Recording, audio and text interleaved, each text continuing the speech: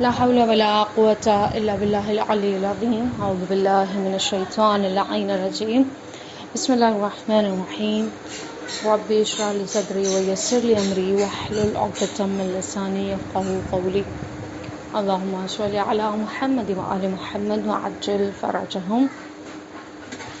خیران عزیزان، السلام علیکم ورحمۃ اللہ. میرے ساتھ ٹھیک ہوں گی آپ سب. درس ہمارا تفسیر قرآن ہے، اور جس طرح سے ہم نے پچھلے درس میں پڑھا کہ ہم نے سورہ شمس پڑھی تھی کہ سورہ شمس کی جو تفاسیر تھیں، سورہ شمس کے جو اہداف و مقاصد تھے، اس کے جو بیان کیے گئے جو موضوع تھے، وہ ساری چیزیں ہم نے وہاں پر پڑھی کہ ایک خاصیت سورہ شمس کی یہ تھی کہ اس میں 11 قسمیں جو خداوند عالم نے جن چیزوں کی کھائی ہے اس کا امپورٹنس، اس کی جو ہے اہمیت بتانا چاہ رہا ہے.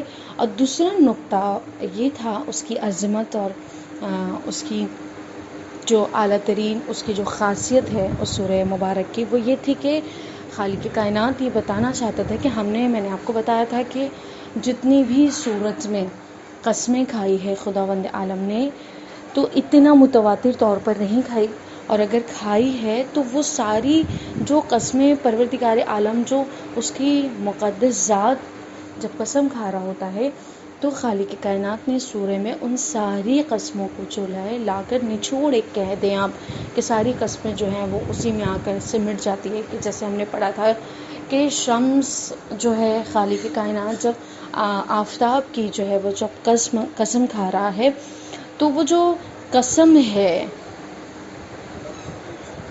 تو وہ قسم یعنی سورج کے اندر کیسے ہو، جو اس کی خاصیت ہے، سورج کی کرنیں، سورج کی روشنی، وہ جو نور ہمیں ملتا ہے وہ ساری کائنات کو کس طرح سے عالمین کو اپنے اندر سمیٹا ہوا ہے. یعنی ہر چیز جو آج جاری ہے، آج ہر چیز جو بھی حیات ہے، اگر آپ دیکھیں تو وہ ہر کسی کی حیات، ہر کسی کی زندگی، یعنی ہر نباتات، حیوانات، جمادات، انسان، جتنا بھی کہنا وہ ساری جو ہے وہ پلٹ کر اسی شمس کی طرف جاتی ہے، یعنی سورج کی طرف جاتی ہے. ٹھیک ہے، یعنی خالق کائنات نے ہر چیز کو لا کے سمیٹ دیا اسی کی خاصیت میں. آج جو ہم سورت پڑھ رہے ہیں یہ ہے سورہ بلد، اور یہاں پر جو ہے آغاز جو ہو رہا ہے سورہ کا. ٹھیک ہے، تو یہاں پر بسم اللہ الرحمن الرحیم آغاز سورہ ہے. لا اقسم بهذا البلد وانت حل بهذا البلد ووالد وما ولد لقد خلقنا الانسان في كبد ايحسب ان لن يقدر عليه احد يقول اهلكت مالا لبدا ايحسب ان لم يراه احد ألم نجعل له عينين ولسانا وشفتين وهديناه النجدين فلا اقتحم العقبة وما أدراك ما العقبة فك رقبة أو إطعام في يوم ذي مسغبة يتيما ذا مقربة أو مسكينا ذا متربة ثم كان من الذين آمنوا وتواصوا بالصبر وتواصوا بالمرحمة أولئك أصحاب الميمنة والذين كفروا بآياتنا هم أصحاب المشأمة عليهم نار موصدة. صدق اللہ العلی العظیم. سورہ مبارک کی یہ تلاوت تھی، اور جہاں پر خداوند عالم آغاز کر رہا ہے لا اقسم بهذا البلد، لفظ قسم سے اس کا آغاز ہوا ہے. یہ جو سورہ ہے وہ قرآن مجید کا 90 سورہ ہے، یعنی 90 سورہ ہے، اور مکی ہے، جو مکے میں نازل ہوئی ہے. 20 آیتوں پر مشتمل ہے، یعنی کلن جو اس کی آیتیں ہیں وہ 20 ہیں. یہاں پر جو سورہ بلد کے مضمون ہیں، وہ مضامین جو بتائے گئے ہیں، اس میں یہ کہ سب سے پہلا نقطہ کہ اس سورہ میں عظیم حقائق موجود ہیں. اگرچہ یہ سورہ کیا ہے، بہت چھوٹا سا ہے، لیکن بڑی بڑی حقیقتیں اس میں اللہ نے بیان کی ہیں. اس سورہ کا آغاز قسم کے ذریعے سے ہو رہا ہے. اللہ تعالیٰ نے اپنی عظیم شہر مکہ کی قسم کھائی ہے. ٹھیک ہے، بلد شہر کو کہتے ہیں. خالق کائنات نے یہاں پر جو ہے اپنے بہترین شہر کی یہاں پہ قسم کھائی ہے اور یہ بتایا ہے کہ یہ شہر مکہ اس لیے عظیم ہے کہ ایک ریزن یہ ہے کہ مکہ کیوں عظیم ہے. پہلا ریزن یہ کہ بیت اللہ وہیں پر پایا جاتا ہے، یعنی اللہ کا گھر جو خانہ کعبہ ہے، اور دوسرا یہ کئی رسولوں کے ولادت اسی شہر میں ہوئی ہے، اور اللہ کا جو محبوب بندہ تھا ان کی بھی ولادت یہیں پر ہوئی ہے. یہ دو وجہ ہے اس کی عظمت کی بیان کیا گیا ہے. ٹھیک ہے، اس سورہ میں ذات انسانی پر گفتگو ہوئی ہے کہ انسان کی ذات کے اوپر جو ہے یہاں پر بحث ہوئی ہے. جو نعمتیں اللہ نے انسان کی ذات کو دی ہیں اس کی طرف یہاں پر اشارہ کیا گیا ہے. انسان کو خطاب کر کے، یعنی ڈائریکٹلی اللہ انسانوں سے خطاب کر رہا ہے، انسانوں سے مخاطب ہو کر یہاں پر کہ تمام راہیں، خداوند عالم کہہ رہا ہے کہ تمام راہیں تجھے بتا دی گئیں. میں نے بارہا اپنے پہلے بھی سنا ہے کہ خالق کائنات نے ہر راستوں کو جو ہے وہ معین و مقرر کر کے بتا دیا ہے کہ کون سا راستہ جو ہے انسان کے لیے فلاحی کا ہے اور کون سا راستہ انسان کے لیے گمراہی کا ہے. پچھلے درس میں بھی اگر بہت ہی جلدی جو ہم نے پڑھا ہے اس میں بھی بتایا گیا تھا کہ دو راستے خداوند عالم نے معین کیے، ایک اچھا راستہ اور ایک نیکوکار، ایک بدکاروں کا راستہ ہے. نیکوکار کا انجام فلاح ہے، کامیابی ہے. ٹھیک ہے، لیکن جو بدکار ہوتے ہیں، جو نیکی نہیں انجام دیتے، جو گمراہی کے راستے پر چلتے ہیں، اندھیروں اور تاریکیوں میں جیتے ہیں، جو ان راستے کو اپناتے ہیں، ان کے آگے کیا ہے؟ انسان ایک ایسی دلدل میں جا کے دھس جاتا ہے جہاں پر صرف اور صرف انسان کے لیے عذاب ہے. ٹھیک ہے، سعادت اور شقاوت دونوں دروازے تجھ پر کھول دیے گئے ہیں، آپ جس راستوں کو چاہو اختیار کرو. یعنی اللہ نے دونوں دروازوں کو بتا دیا اور اس کے بعد اللہ نے انسان کو با اختیار قرار دے دیا ہے. یعنی اللہ کے یہاں پر میں آپ لوگوں کو بتاؤں کہ اللہ کی ساری مخلوقات میں جو ہے صرف انسان ایسا ہے جسے اللہ نے اختیار عطا کیا ہے، وگرنہ اللہ کی کسی بھی ذات، کسی بھی مخلوق میں اللہ نے انہیں اختیار نہیں دیا. اختیار کا معنی یہ ہے کہ اللہ جب ہدایت کی ذمہ داری اپنے اوپر لیتا ہے، ٹھیک ہے نا، کہ میں تمہیں سیدھے راستے پر چلانے والا ہوں، میں تمہیں ثابت قدم رکھنے والا ہوں، میں تمہیں ہدایت دینے والا ہوں، میں تمہارا معلم ہوں، میں تمہارا ہادی ہوں. تو یہ ساری چیزوں کا کیا مطلب ہے؟ یعنی خالق کائنات اگر ہدایت دیتا ہے، یعنی جو چیزیں اس نے ہمیں بتا دی، تو پھر ہم کیوں گمراہ ہوتے ہیں؟ سوال ہے نا، کیوں گمراہ ہوتا ہے انسان جب اللہ نے ہدایت کی؟ ایسا تو نہیں کہ خالق کائنات کسی کو گمراہی کے راستے پر چلا دینے، نعوذ باللہ. اللہ کی ذات وہ نہیں ہے جو بھٹکائے ہم، نہیں. یہاں پر جو ہے انسان کو چھوڑ کے جتنے بھی مخلوقات ہیں، آپ حیوانات، نباتات، جمادات، سورج، چاند، ستارے، زمین، آسمان، یہ ساری چیزوں کو جب آپ دیکھیں گے، اللہ نے ہر کسی کے کام کو جو ہے وہ معین کر دیا. ٹھیک ہے، ہر کسی کا کام جو ہے وہ فکسڈ کر دیا کہ تمہیں کیا کرنا ہے. مثلا سورج اگر صبح کو طلوع ہو رہا ہے تو شام کو غروب ہو جاتا ہے، چاند رات میں نمودار ہوتا ہے شام کے وقت، اور اس کے بعد ساری رات رہتا ہے، تاریکی آ جاتی ہے چاند کے آتے. جس طرح سے پودے ہوتے ہیں، مطلب کچھ پودے نونہال رہتے ہیں، ختم ہو جاتے ہیں، کچھ پودے درخت میں تبدیل ہو جاتے ہیں، کچھ پودے جو ہے وہ صرف پھول تک محدود ہوتے ہیں لیکن اس میں میوے نہیں لگتے ہیں. ٹھیک ہے نا، کچھ پودے جو ہیں اس میں میوے دار بھی ہو جاتے ہیں بہت زیادہ. تو یہ ساری جو رشد و نما ہے، جس بھی حیوان کو آپ زندگی دیکھیں، وہ حیوان کا جو کام ہے، جو سلسلہ اس کو جاری کیا گیا، جس طرح سے اس نے اپنی زندگی آباد کی، آغاز کیا، یہاں پر وہ ساری چیزیں جو ہیں وہ محدود ہیں. مثلا آپ اگر کہیں کہ مثلا جنگل کے جنگلی جانوروں کو جا کر دیکھیں تو ان کا کام کیا ہے؟ چیر پھاڑ کر کے جو ہے وہ کھانا پینا اور سو جانا، آرام کرنا. ٹھیک ہے نا، ایک خلاصتاً جو چیز ہے، خلاصتاً یہ کہ جس شے کو بھی جو بھی چیز بتا دی گئی کہ ہاں اس کا کیا کام ہے، تو بس وہ اسی کام میں جو ہے وہ محدود ہو جاتا ہے. ٹھیک ہے نا، پھر وہ کوئی دوسرا کام نہیں کر سکتا. مثلا سورج کا صبح میں اگر طلوع ہونے کا کام ہے تو وہ شب میں نہیں طلوع ہو سکتا. ٹھیک ہے، یعنی کہیں پر بھی کبھی بھی کسی نے اپنی راہوں کو تبدیل نہیں کیا الا انسان کی. انسان ایک ایسی شے ہے جو اشرف المخلوقات کہلاتی ہے.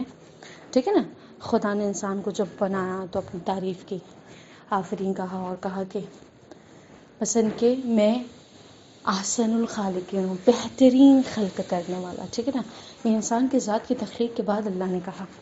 ٹھیک ہے نا، جہاں پر اللہ اپنے آپ کو انسان کو بنانے کے بعد احسن الخالقین کہہ رہا ہے، اور جہاں پر اللہ مخاطب ہوتا ہے انسانوں کو اشرف المخلوقات کہنے کے لیے کہ ساری مخلوقات پہ اسے اشرف حاصل ہے، یعنی وہ مشرف ہے، ٹھیک ہے نا. تو یہاں پر جو واضح استعمال کیا گیا ہے، جو لفظ استعمال کیا گیا ہے انسان کے لیے، وہ بہترین لفظ سے اللہ اسے مخاطب کرتا ہے، لیکن اللہ نے اختیار دیا انسان کو، صرف انسان کو، ٹھیک ہے نا. لیکن انسان کیا ہے؟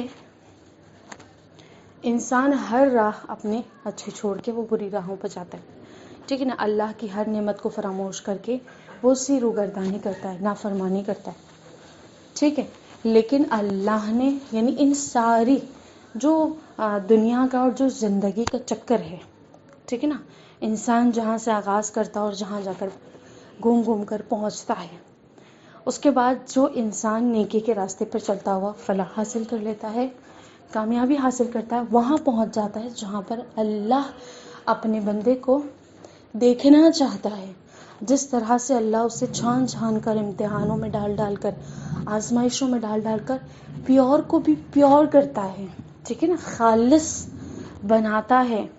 اور اسے خالص بنانے کے بعد جب انسان اللہ کی رضا حاصل کر لیتا ہے، اللہ کی اس منزل پر جو اللہ نے اس کے لیے معین کی ہے، اس منزل پر جب وہ پہنچ جاتا ہے، ہر ٹھوکریں، ہر مصیبتیں، ہر آزمائشوں کو پار کرتے ہوئے اللہ کا شاکر بندہ بنتے ہوئے جب وہ اس منزل پر پہنچتا ہے، تب خدا جو ہے وہ مخاطب کرتا ہے کہ یہ میری احسن الخالقین میں ہوں اور یہ میری اشرف المخلوقات میں سے میری مخلوق ہے. یعنی اشرف المخلوقاتی ہر انسان کے لیے اللہ نے نہیں رکھا، بلکہ ان مخصوص لوگوں کے لیے اس لفظ کو استعمال کیا ہے جو واقعاً حق رکھتے ہیں اس القاب کا، اس ٹیگ کا، جو ٹائٹل اللہ نے انسان کو دیا. خوب، تو یہ ساری چیزیں جو خداوند عالم ہمیں دیتا ہے اور جو حق ہے ہمیں اس کو ریٹرن کرنے کا، وہ یہ ہوتی ہے. خوب، اب یہاں پر جو مثلا ہم نے پڑھا کہ سورہ انسان کی گفتگو کی گئی ہے کہ اسے جو ہے سارے راستے بتا دیا گیا، ٹھیک ہے. پھر جو ہے وہ تیسرا نقطہ یہ کہ سورہ کے آخری حصے میں لوگوں کو دو گروہ میں جو ہے وہ تقسیم کیا گیا. ایک گروہ وہ ہے کہ جو اصحاب میمنہ کہلایا، ایک گروہ اصحاب المشأمہ کہلایا ہے، ٹھیک ہے نا. اس سورہ کے آخر میں کفار کے انجام کا تذکرہ ہے، یعنی وہ جو کافر تھے، وہ جو کفار تھے، کفر اختیار کیا ہوا تھا، ان کا انجام کیا ہوا، یہاں پر اس کا بھی ذکر کیا گیا. اب جو ہے وہ فضیلت دیکھیں تلاوت کرنے کی، سورہ بلد کی جو فضیلت ہے تلاوت کرنے کی، اسے رسول خدا صلی اللہ علیہ وآلہ وسلم کی زبان مبارک کے ذریعے سے سنیں کہ آپ ارشاد فرماتے ہیں، جو شخص اس سورہ کی تلاوت کرے گا اللہ اسے قیامت کے دن اپنے غیظ و غضب سے امان رکھے گا. جو کوئی اس سورہ کو لکھ کر بچے کی گردن میں لٹکا دے تو وہ کیا ہوگا، ہمیشہ جو بھی بیماری اسے لاحق ہوتی ہے وہ دور ہو جائے گی، ٹھیک ہے نا. اس کے بعد امام جعفر صادق علیہ السلام یعنی ہمارے چھٹے امام ارشاد فرماتے ہیں کہ جس نے اس سورہ کی تلاوت کی، جس نے بھی اس سورہ کو اپنی واجب نمازوں میں تلاوت کیا یعنی پڑھے گا، تو اس کی دنیا میں اللہ کی طرف سے وہ جو ہے شہرت یافتہ بن جائے گا، یعنی اسے شہرت ملے گی اور صالحین میں سے قرار پائے گا، اور وہ آخرت میں ان لوگوں میں سے اس کا شمار ہوگا جو اللہ کی بارگاہ میں مقام و منزلت رکھتے ہیں اور انبیاء، شہداء اور صالحین کے دوستوں میں سے ہوگا، ٹھیک ہے نا. یہ فضیلت ہے سورہ بلد کی تلاوت کرنے کی کہ جو اپنی واجب نماز میں اگر اسے روٹین میں لے آئے گا تو یہ ساری چیزیں اسے عطا کی جائیں گی. اب پڑھیں کہ سورہ کا ترجمہ کیا ہے. یہاں پر ہم آغاز کرتے ہیں بسم اللہ الرحمن الرحیم، شروع اللہ کے نام سے جو بڑا مہربان اور رحم کرنے والا ہے.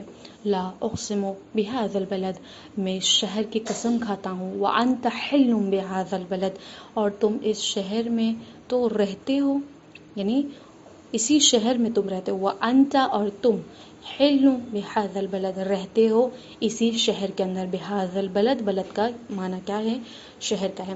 ووالد وما ولد، اور تمہارے باپ آدم اور ان کی اولاد کی قسم. ووالد وما ولد، واو قسم ہے یہاں پر کہ خداوند عالم یہاں پہ جناب آدم کی اور ان کی اولاد کی قسم کہا رہے ہیں، لقد خلقنا الانسان فی کبد، کہ ہم نے انسان کو مشقت میں رہنے والا بنایا، یعنی اللہ نے انسان کو بنایا اس طرح کہ وہ ہمیشہ مصیبتوں مشقتوں میں، جہاں پر اس کے لیے سختیاں ہیں، وہ اس میں رہنے والا بنا۔ ایحسب ان لن یقدر علیہ احد، کیا اس کا خیال یہ ہے کہ اس پر کوئی قابو نہ پا سکے گا؟ یقول اہلکت مالا لبدا، وہ کہتا ہے کہ میں نے بے تحاشا صرف کیا ہے۔ ایحسب ان لم یرہ احد، کیا اس کا خیال ہے کہ اس کو کسی نے نہیں دیکھا؟ یرا کا معنی ہے دیکھنے کے، ٹھیک ہے نا، کیا وہ حساب کرتا ہے، کیا وہ جانتا ہے، یہ سمجھتا ہے کہ اسے کسی نے بھی نہیں دیکھا ہے، کسی ایک نے۔ الم نجعل لہ عینین، کیا ہم نے اس کے لیے دو آنکھیں نہیں قرار دی ہیں، ولسان و شفتین، یہاں پر عینین کا معنی ہے دو آنکھیں، عین یعنی آنکھ، عینین یعنی آنکھیں، ٹھیک ہے، واللسان و شفتین، اور زبان دی ہے اور دو ہونٹ، شفتین شفت یعنی ہونٹ ہے، شفتین یعنی دو ہونٹ، واللسان، لسان کا معنی کیا ہے؟ زبان ہے، واللسان و شفتین، ہم نے ایک زبان اور دو ہونٹ اسے قرار دیے، وہدیناہ النجدین، اور ہم نے اسے دونوں راستوں کی ہدایت دے دی۔ نجدین، نجد یعنی راستے کو کہتے ہیں، دو راستوں کی ہم نے کیا کر دی؟ وہ ہدیناہ، اور ہم نے ہدایت کی ہے دو راستوں کی۔ فلا اقتحم العقبہ، پھر وہ گھاٹی پر سے کیوں نہیں گزرا؟ وما ادراک ما العقبہ، فلا اقتحم العقبہ، پھر وہ گھاٹی پر سے کیوں نہیں گزرا؟ وما ادراک ما العقبہ، اور تم کیا جانو یہ گھاٹی کیا ہے؟ فکو رقبہ، کسی گردن کا آزاد کرنا، او اطعام فی یوم ذی مسغبہ، یا بھوک کے دن میں کھانا کھلانا، یتیما ذا مقربہ، کسی قرابت دار یتیم کو، او مسکینا ذا متربہ، یا خاکسار مسکین کو، ثم کان من الذین آمنوا وتواصوا بالصبر وتواصوا بالمرحمہ، پھر وہ ان لوگوں میں شامل ہو جاتا ہے جو ایمان لائے اور انہوں نے صبر و مرحمت کی، ایک دوسرے کو نصیحت کی ہے۔ اولئک اصحاب المیمنہ، یہی لوگ ہیں خوش نصیب والے۔ والذین کفروا بآیاتنا ھم اصحاب المشأمہ، اور جن لوگوں نے ہماری آیات سے انکار کیا ہے وہ بدبختی والے ہیں۔ علیہم نار موصدہ، یعنی آگ میں ڈال کر اسے ہر طرف سے بند کر دیا جائے گا۔ خوب اپنے ترجمے کی طرف دیکھا کہ کس طرح سے انسان کے دلوں کو ہلا دینے والا جو ہے وہ ترجمہ ہے اس سورہ کے اندر، کہ خدا نے کتنے حقائقوں پہ سے پردہ ہٹایا ہے، کہ جہاں پر اللہ یہ کہہ رہا ہے کہ میں نے انسان کو مشقت میں رہنے والا بنایا، یعنی انسان مشقتیں اور سختیاں اٹھا سکتا ہے، انسان وہ ساری پرابلمز کو فیس کر سکتا ہے جہاں پر ہم اپنی ہمت اور حوصلہ ہار جاتے ہیں، لیکن اللہ نے تو تخلیق ہی کی ہے انسان کو مشقتوں میں رہنے والا بنایا، کہ انسان کے اوپر آپ نے سنا ہوگا کہ خداوند عالم جو ہے اپنی مخلوق پہ اس کی برداشت سے زیادہ اس پر کبھی بھی مصیبت نہیں ڈالتا، اور یہ مصیبتیں بھی کوئی ایسی مصیبت نہیں ہے کہ ہمیں جو ہے وہ یوں ہی بلا وجہ ڈال دی گئی، نہیں، یہ ہمارے گناہوں کا کفارہ ہے کہ انسان اس دنیا میں، اللہ نہیں چاہتا ہے کہ اللہ کا جو محبوب انسان ہے وہ کیا کرے، انسان اپنی زندگی میں تو جھیل رہا ہے، اس کے بعد بھی اس کا جو عذاب ہوگا، یعنی اگر ہم یہاں پر اپنے گناہوں کا کفارہ اٹھاتے ہیں، برداشت کرتے ہیں، تو وہ وقتی ہوتا ہے، ٹھیک ہے، ختم ہو جاتا ہے، لیکن جو عذاب انسان کو برزخ اور قیامت میں ملنے والا ہے، جو گناہوں کا کفارہ انسان وہاں پر بھگتے گا، اس کی پیریڈ بہت لانگ ہوگا، اس کا زمان بہت لمبا ہونے والا ہے، تو خدا نہیں چاہتا کہ زمان کو وہ طولانی کرے۔ اللہ کی بھی یہ رحمت ہے کہ اللہ نے انسان کے عذاب کو جب اسی دنیا میں کفارہ ہم اپنے گناہوں کا دیتے ہیں تو وہ شارٹ پیریڈ کے لیے ہوتا ہے، ٹھیک ہے نا۔ دوسری وجہ یہ کہ انسان کی جو سختیاں ہوتی ہیں وہ اللہ کی طرف سے آزمائشیں ہوتی ہیں، کہ اللہ اس کی روح کو پاک تر، مطہر تر بنانا چاہتا ہے۔ مثلا انسان کے جو روح ہے، انسان کا جو نفس ہے، اللہ اسے اور بہترین بنانا چاہتا ہے۔ آپ مثلا دیکھیں گے کوئی بھی مثلا پتھر کو جب جتنا ہیرے کے جو پتھر ہوتا ہے جتنا تراشیں گے اتنا چمک چمک کر باہر آتا ہے یا نہیں آتا، ٹھیک ہے نا۔ تو انسان کی روح بھی ہے کہ جتنی سختیوں میں جاتا ہے، جتنی مشقتیں اٹھاتا ہے، اتنا زیادہ پیورفل ہوتا جاتا ہے، ٹھیک ہے نا. تو خالق کائنات نے اس طرح سے بنایا. اس کے بعد پروردگار عالم نے بتا دیا کہ فلاح کس کے لیے ہے، وہ کہ جو بھوکوں کو کھانا کھلاتے ہیں، وہ جو مسکینوں کے ساتھ اچھے سے برتاؤ کرتے ہیں، وہ جو یتیموں کو سہارا دیتے ہیں، اور جو اپنے قرابت دار جو بھی نیڈی پرسن ہے اس کی ہیلپ کرنا، اس کی جو بھی ضروریات ہیں اس کے اوپر مثلا اسے محبت دینا، اس کی ضروریات کو برطرف کرنا، یہ ساری چیزیں خداوند عالم کو پسند ہیں. ایسا نہ ہو. آج ہم اس زمانے میں، اس سوسائٹی میں رہ رہے ہیں، اس زمانے میں آ چکے ہیں، اس پیریڈ میں آ چکے ہیں کہ جہاں پر انسان اپنے سگے کی حال احوال نہیں جانتا. واقعاً ہم اپنی مٹیریلسٹک دنیا میں اتنے زیادہ مثلا مگن ہو چکے ہیں کہ ہمیں جو حقوق اللہ نے پڑوسیوں کے بتائے، جو حقوق اللہ نے رشتہ داروں قرابت داروں کے لیے بتائے ہیں، جو خاندان والے گھر والوں کے لیے جو حق ہے ہماری گردنوں پر، اس سے ہم بالکل غافل ہو چکے ہیں. اگر ہم یہ کہیں کہ نہیں ہم تو ابھی چھوٹے ہیں، گھر میں ہم بچے ہیں، نوجوانی کے عالم میں ہمارے ماں باپ کی یہ سب ڈیوٹیز ہیں، نہیں. ہر انسان کے جو لڑکیاں ہیں اگر 9 سال میں آگے بڑھ چکی ہیں، 9 سال ہو چکا ہے، 15 سال کا لڑکا ہو چکا ہے، اس کے اوپر ہر شرعی ذمہ داری جو اللہ نے قانون بنائے وہ سب جاری ہو جاتے ہیں. پھر وہ یہ نہیں دیکھے کہ نہیں ہم تو بیٹے ہیں، ابھی ہم تو بچے ہیں، ابھی ہم تو چھوٹے ہیں. نہیں، آپ کے پاس جتنی نالج ہے وہ سارے علم کو ہمیں عمل کی دنیا میں اسے اسی سانچے میں لا کے ڈھالنا ہے. کیوں؟ کیونکہ 9 سال اور 15 سال پہ ہمارا وہ کھاتا شروع ہو جاتا ہے جہاں پر ہر حساب ذرہ ذرہ لکھا جائے گا، چاہے وہ نیکی ہو چاہے وہ، اگر ہمارے گھر والے وہ واجب امور انجام نہیں دیتے، ہمارے بڑے بزرگ نہیں دیتے، تو ہم پر واجب ہے کہ ہم وہ کام کو انجام دیں. ہم اپنے پڑوس میں اس چیز کو دیکھیں کہ کون ہیں جن کو ضرورت مند ہے، اور خاندان میں کہ کوئی یتیم بچہ ہے، کوئی مسکین ہے، کوئی بیوہ ہے، کوئی ضرورت مند ہے. لیکن ہم آج واقعاً 70-80% یہ ہو گیا کہ ہم ان اخلاقیات سے باہر آ کے وہ اخلاق جو واجب قرار دیا ہے خدا نے ہم پر، ہم اس سے نکل آئے ہیں. ہم کیوں کریں، فلاں کریں، ہمیں نہیں کرنا. ہمارے پاس خود ہی مصیبتیں اتنی ہیں، ہمارے پاس خود کھانے کو نہیں، ہم دوسروں کو کیا عطا کریں. نہیں، ہماری روزی میں، ہمارے رزق میں، ہمارے کھانے میں، ہمارے ہر چیز میں جو ہے وہ دوسروں کا حق شامل ہے. اگر ہمارے پاس 10 روپے کی ہم اوقات رکھتے ہیں تو ان 10 روپے میں سے 2 روپے 4 روپے تو نکالنے ہیں ہمیں کسی اور کے لیے. کیوں؟ کیونکہ ہماری روزی میں اللہ نے دوسروں کو حقوق رکھے، اور وہ حقوق جب ادا ہوتے ہیں تو ہم ان چیزوں سے، اس قید سے، ان 10 روپے کے دائرے سے باہر اللہ ہمیں گھسیٹ کر لے جاتا ہے. ہم 15 روپے اور 20 روپے کے اوقات رکھنے والے بن جاتے ہیں. کیوں؟ کیونکہ خدا دیکھتا ہے کہ میں نے جو اس کے حق دیے تھے، لوگوں کا حق اس کے اندر شمار کیا تھا، اس نے ان کے حق کو ان تک پہنچایا ہے. ٹھیک ہے نا.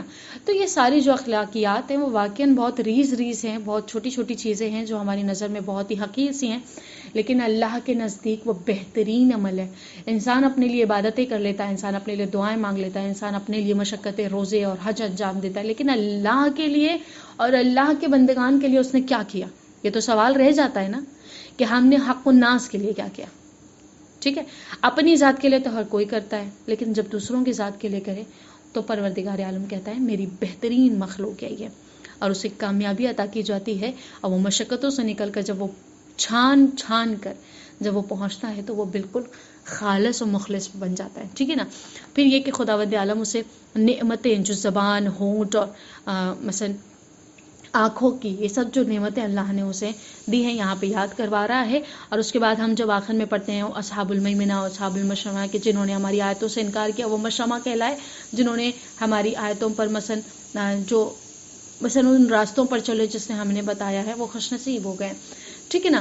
تو یہ ساری چیزیں مختصر سی تفسیر جو ہے اس سورہ مبارک کی یہ ہے کہ آنکھ، زبان اور ہدایت کی نعمت. آنکھ کی اہمیت کے بارے میں ہم اتنا کہہ لینا کافی ہوتا ہے کہ انسان کے جو روابط ہیں اس دنیا سے، دنیا والوں سے اور دوسری مخلوقات سے، وہ یہ کہ سب سے اہم اور محکم جو رابطے کا ذریعہ ہے وہ ہے آنکھ. اگر آنکھوں سے نہیں دیکھ پائے ہم تو ہم کسی بھی چیزوں کو فیل نہیں کر سکتے، محسوس نہیں کر سکتے، سمجھ نہیں سکتے، رابطہ ہمارا نہیں بن سکتا. زبان کی اہمیت کے بارے میں کہا جا سکتا ہے کہ انسان کے لیے دوسرے انسان سے ارتباط کرنا، مثلا ایک انسان کو دوسرے انسان سے کوآرڈینیٹ کرنے کے لیے بہترین آلہ ہے، بہترین چیز ہے کہ جسے استعمال کر کے ہم جو ہے ایک قوم دوسری قوم سے، ایک نسل دوسری نسل سے، ایک مثلا اطلاعات و معلومات انسان جو ہے وہ नकल होने का एक अहम तरीन ज़रिया। अगर ज़बान ना हो तो इंसान दूसरी कोई भी चीज़ मसलन अपने अंदर की या दूसरा हम तक नहीं पहुंचा सकता। ठीक है। शफ़तैन यानी दो लब, बोल चाल में इसका बहुत बड़ा हिस्सा है। अगर होंठ ना हो तो हम ये जो बेहतरीन और दकीक तरीन बात कर सकते हैं, गुफ्तगू कर सकते हैं, हम नहीं कर सकते। हरूफ लबों के ही ज़रिए, हमारे होंठों के ज़रिए बाहर आते हैं, यानी ज़बान से निकल के जो हमारे हरूफ बाहर आते हैं, दूसरे तक क्लियरली पहुँचते हैं, क्लियरली वो होंठों के ज़रिए, यानी अलावा होंठ को चबाने और मुंह की रतूबत को महफूज रखने और पानी के पीने में बहुत ज़्यादा मददगार है। यानी इसके अलावा इंसान जब च्यू करता है, मतलब चबाता है कोई चीज़, ठीक है, उसके लिए भी हाँ हेल्पफुल है, यानी उसके ज़रिए ही ये किया जा सकता है। मुंह में जो रतूबत होती है वो खुश्क नहीं होने देता। अगर हमारा इंसान का दहान जो मुंह का एरिया है हमारा, वो अगर खुश्क हो जाए तो वाकई इंसान के लिए दुश्वारी होती है।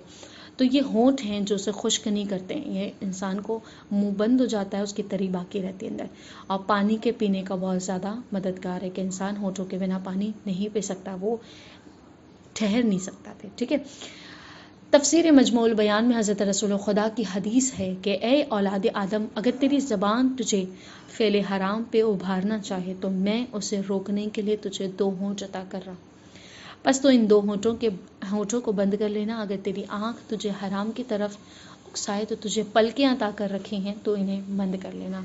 यानी अगर ज़बान से अगर इंसान ज़बान उकसाती है कि इसे क्या करो, उभारो, तो ज़बान को कंट्रोल करने के लिए यहाँ पे रसूल खुदा फरमा रहे हैं कि होंठों को करार दिया। और अगर इंसान की आँखों के ज़रिए अगर कोई गुनाह अंजाम देता है तो पलकों को बनाया है ताकि वो उसे क्या कर दे, बंद कर दे, और यह आँख वो गुनाह को ना देखे। दुश्वार गुजार घाटियाँ। एक एराबी बारगाह रसालत में हाजिर होता है, उसने अर्ज़ किया जो हमने घाटियाँ अक़बा, लफ्ज़ अक़बा पढ़ा कि अल्लाह ने कहा वमा अजरा कमल अक़बा, तुम क्या जानो ये घाटियाँ क्या हैं। उस घाटी के बारे में यहाँ पर है कि एक एराबी बारगाह रसालत में हाजिर होता है, यानी रसूल के पास आता है, अर्ज़ करता है कि या रसूल अल्लाह, मुझे कोई ऐसा अमल बताएं कि जिसके ज़रिए मैं जन्नत में दाखिल हो जाऊँ। ठीक है ना। तो ये रसूल खुदा फरमाते हैं कि अगरचे तूने बात मुख्तसर की है लेकिन तेरी बात में अजीम मकसद मौजूद है, पिनहान है। आपने फरमाया कि उन रिश्तेदारों से सिला रहमी करो जिन्होंने तुझसे कतई रहमी कर ली है, यानी जो तुझसे कट ऑफ हो चुके हैं उनसे सिला रहमी करो, राह बरकरार करो, इर्तबात बरकरार करो। तुझ पर जुल्म किया है और तुझ पर उसने जुल्म किया, तब भी तुम सिला रहमी करो। अगर ये मुमकिन ना हो तो फिर भूखों को खाना खिलाओ, प्यासे को पानी पिलाओ, नेकी का हुक्म दो और बुराई से रोको। और अगर तुझ में इस काम की कोई ताकत नहीं है तो कम से कम अपनी ज़बान को कंट्रोल में रख।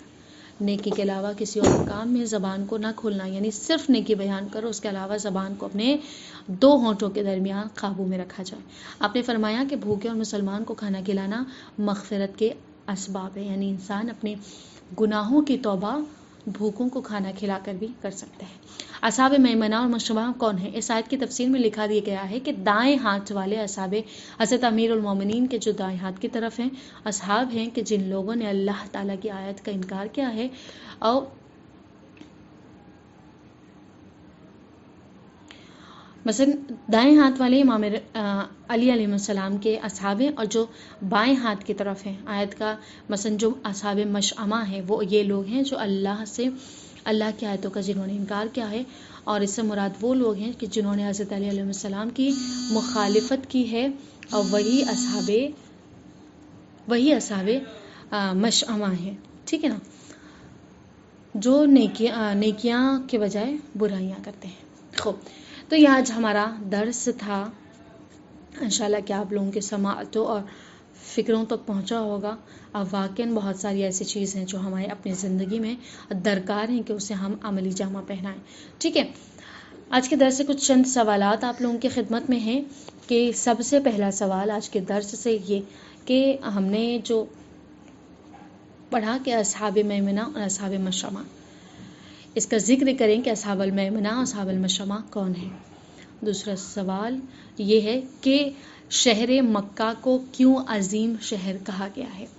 तीसरा सवाल ये कि शफ़तैन और आइनैन का क्या माना है। चौथा सवाल आप लोगों की खिदमत में है,